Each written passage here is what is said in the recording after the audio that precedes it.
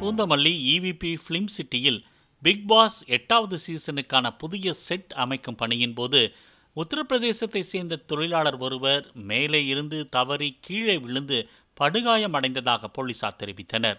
உரிய பாதுகாப்பு உபகரணங்கள் இன்றி தொழிலாளர்கள் பணியில் ஈடுபட்டதாகவும் கூறப்படுகிறது.